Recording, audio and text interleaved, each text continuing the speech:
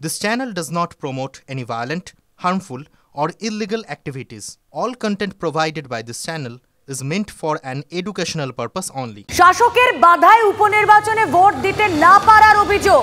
শুভেন্দু নেতৃত্বে রাজ্যপালের কাছে রাজভবনে একদল ভোটার পরিচয় গোপন রাখতে মাস্কে মুখ ঢেকে রাজভবনে ভোটাররা, সেই ছবি আপনাদের দেখাচ্ছি।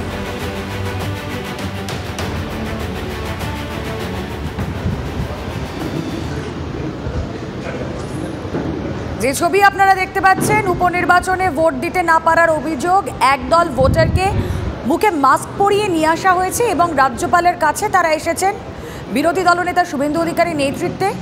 অভিযোগ এটাই যে শাসকের বাধায় তারা ভোট দিতে পারেননি। রাজ্যপাল সিভি আনন্দ বোস তাদের সঙ্গে কথা বলছেন, পুরো বিষয়টা শুনছেন, সেই ছবি আপনাদের সামনে সরাসরি।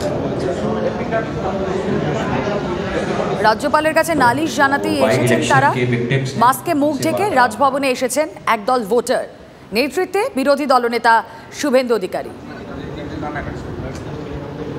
প্রথমে তারা যখন এসেছিলেন তখন মাস্কে মুখ ঢাকা ছিল, এরপর আপনারা দেখছেন একদল ভোটার যারা মাস্ক নামিয়ে এই কথা বলছেন এবং তারা প্রত্যেকেই একই অভিযোগ করছেন, শাসকের বাধায় তারা ভোট দিতে পারেননি।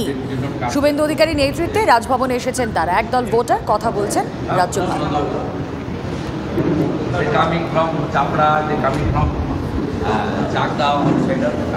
কলকাতার রাস্তায় কিভাবে গুন্ডাদের মতো মারামারি করছেন তৃণমূল কাউন্সিলর, চর থাপ্পড় মারছেন দলেরই এক যুব নেতাকে। তবে কলকাতায় তৃণমূলের বনাম তৃণমূলের এই যে লড়াইটা তো নতুন নয়, এর আগে কসবা, পাটুলি, এন্টালি দলের দুই গোষ্ঠীর যে সংঘর্ষ, যে কোন দল তা আমরা দেখেছি, তাতে রক্তও ঝরেছে। এবার সেই তালিকায় জুড়ে গেল শ্যামপুকুর।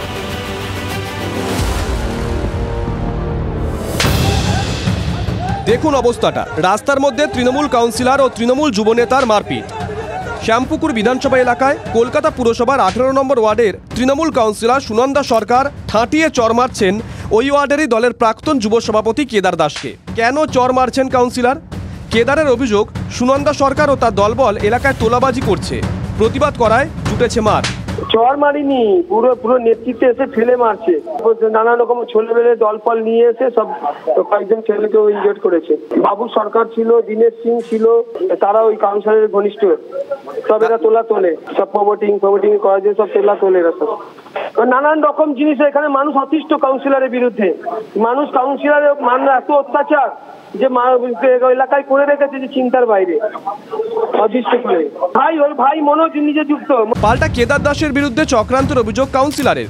সুনন্দার অনুগামীকে ইট দিয়ে মাথা ফাটিয়ে দেওয়ার অভিযোগ ওঠে কেদারের বিরুদ্ধে। মারা হয়নি ওকে, ওর হাত থেকে ইটটা আমি কাটছিলাম, ও ধরে এই যে এর মাথায় হাফ ইঞ্চি পড়ে গেছে, এর চোখটা দেখুন, এটা সব হেলথ ওয়ার্কার। 18 নম্বর ওয়ার্ড থেকে হারাতে হবে তৃণমূলকে, এটা একটা যেন এদের শপথ নিয়েছিল, যেটা ওরা সাকসেস হয়নি।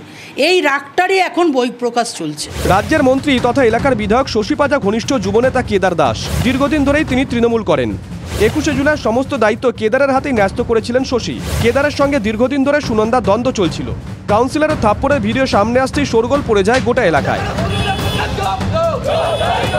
সুনন্দা সরকারের বিরুদ্ধে বটতলা থানায় বিক্ষোভ দলেরই নেতাকর্মীদের। শাসক কাউন্সিলরের কাণ্ড দেখে স্বাভাবিকভাবেই কটাক্ষ করছেন বিরোধীরা। ওরা যে পদের লড়াইটা করে সেখানেও এটা মাল কামানোর জন্য, এরা হচ্ছে সবাই দোলা সেন পার্ট 1 পার্ট 2, দোলা সেন পুলিশকে মেরেছিল, দলের লোককে মারছে। 21শে জুলাইয়ের মিছিলকে কেন্দ্র করে সব জায়গায় পাড়ায় দলের লোককে মারছে। যদি এও ধরা যায় কাউন্সিলর দিদির মতো বা গার্জেনের মতো শাসন করছেন, তাহলেও এই দৃশ্য অবাঞ্ছিত। আমি আশা করব দলের যারা জেলা নেতৃত্ব আছেন তারা এই বিষয়টি দেখবেন। কলকাতার বুকে গত কয়েকদিনের মধ্যেই গোষ্ঠী কোন্দলের সিরিজ হয়ে গেল। গত মাসেই কসবার রাজডাঙ্গায় জমি দখলদারি নিয়ে কাজিয়া জড়ান তৃণমূলের 2 কাউন্সিলরের গোষ্ঠী। রীতিমতন সিনেমার মতন গ্যাং ওয়ার দেখেছেন ইন্দু পার্কের বাসিন্দারা। পাটুলিতে শাসক দলের 2 কাউন্সিলর গোষ্ঠীর মারামারি এমন পর্যায়ে পৌঁছয়ে খোদ মুখ্যমন্ত্রীকে হস্তক্ষেপ করতে হয়।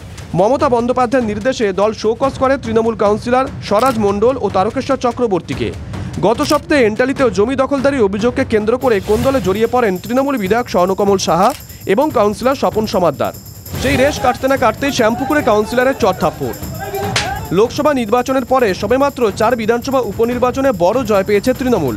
সেই উচ্ছ্বাসের মধ্যেই এমন গোষ্ঠীদ্বন্দ্বের ঘটনা স্বাভাবিকভাবেই অস্বস্তি বাড়িয়ে দিয়েছে তৃণমূল কংগ্রেসের। সৌরভ গুহর রিপোর্ট, TV9 বাংলা। এবার সোনারপুরে সন্দেশখালির ছায়া। মহিলাকে বাড়িতে ডেকে শিকল দিয়ে বেঁধে অত্যাচারের অভিযোগ তৃণমূল কর্মী জামাল উদ্দিন সর্দারের বিরুদ্ধে। সোনারপুর থানার প্রতাপনগর এলাকার ঘটনা। গ্রামবাসীদের অভিযোগ, একেবারে শাহজাহানের কায়দাতে এই অত্যাচার তৃণমূলের জামালের। পুলিশের ভয় দেখিয়ে এলাকায় শাসন কায়েম জামাল উদ্দিনের, এমনটা অভিযোগ করছেন স্থানীয়রা। বাড়িতেই সালিশি সভা বসিয়ে বিচার করত জামাল উদ্দিন, এমনটা অভিযোগ করছেন স্থানীয়রা। তার প্রস্তাবে রাজি না হলে চলত অত্যাচার। এলাকাবাসীদের এমনটাই অভিযোগ। বিচার ডেকেছিল বাড়িতে, যাওয়ার পরে জামাল আমাকে খুব মারধর করে, বিচার না করে পায়ের শেকল দিয়ে বাঁধে। এত মারধর করেছে, ওর বাড়ি যারা ছিল ওরাও আমাদেরকে মারধর করেছে, আমার স্বামীকে মারধর করেছে। ও আমাকে উদ্যম পাদ্যম মারধর করে, ও লাঠি মেরেছে, ওর লাঠি দিয়ে মেরেছে। ওর ওখানে ছোটো এরকম বাঁশ কাটা আছে, সেই দিয়ে মেরেছে। চাপালি এইগুলো সব চড় মেরেছে, খুশি মেরেছে মাথায়। আমার স্বামী ছিল, স্বামী ঠেকাতে যাচ্ছিল বলে স্বামীকেও মারধর করেছে। অরবিন্দু ছিল, ও মারধর করেছে। আমার একটা জমি 2 বছর ধরে নিয়ে জামাল সর্দার, ঠিক আছে। ও বলতে যাচ্ছি, ও মারতে আসছে। গত পরশু দিনকে আমিন এসেছিল, আমিনের সামনে বিশাল গণ্ডগোল হয়েছে। হওয়ার পরে তো আমার একটা আত্মীয় ছিল পিসিমা, সে বিয়ালারা থাকে, আমার অসুস্থ, সেই জমিটা বলছে কোনোদিন ছাড়ছে না। অথবা আমি গেছি বলতে আমার মারতে এসেছিল দলবল নিয়ে। কতটা জমি? 10 কাঠা জমি। এখানে জামাল একটা দলবল আছে, সেই টিমটা ওর কথা শোনে, ঠিক আছে। ওইখানে দাফিয়ে বেড়ায়, ঠিক শেষ সাজানো, দ্বিতীয় সাজানে, বুঝলেন তো। ও দেখবে ওর বাড়ি ভদ্র করেছে, কিংবা 6-8টা লোক ধরে রেখেছে, মানে কী হারে কী করছে না খেটে, ওদের টাকা আসছে শুধু মস্তানি। জামাল এখন তৃণমূল এতে আছে। আরও অভিযোগ, জামালের প্রাসাদোপম বাড়ি অন্যের জমি হাতিয়ে তৈরি। কি করে এই বাড়ি বানালো জামাল, প্রশ্ন উঠছে। কি সাফাই অভিযুক্ত নেতা, শুনুন। ঘটনা সম্পূর্ণ মিথ্যা। যিনি অভিযোগ করেছেন তার নিজের পুত্র, তারা এখানেও ছিল। এটা ফাঁসানোর চক্রান্ত, এটা সম্পূর্ণ ফাঁসানোর চক্রান্ত। তাহলে যদি সেরাম হয়, নিশ্চয়ই তার কাছে ফোন ছিল এবং সে একটা ভিডিও করে পোস্ট করুক। শিকল দিয়ে বেঁধে অত্যাচারের শিকার হওয়ার পর থানায় গিয়েছিলেন মহিলা, কিন্তু কোনো কাজ না হওয়ায় বিজেপি মহিলা মোর্চার কাছে অভিযোগ জানান। মহিলার বাড়ি যান অগ্নিমিত্রা পর। সোনারপুর থানায় গিয়েও কথা বলেন তিনি। পুলিশ জানতো না, মমতা ব্যানার্জি জানেন না। আসলে এইসব শেখ শাহজাহান পাড়ায় পাড়ায় গলিতে গলিতে, এবং তাদেরকে এই দায়িত্ব দিয়ে রেখেছেন মমতা ব্যানার্জি ভোট করানোর জন্য।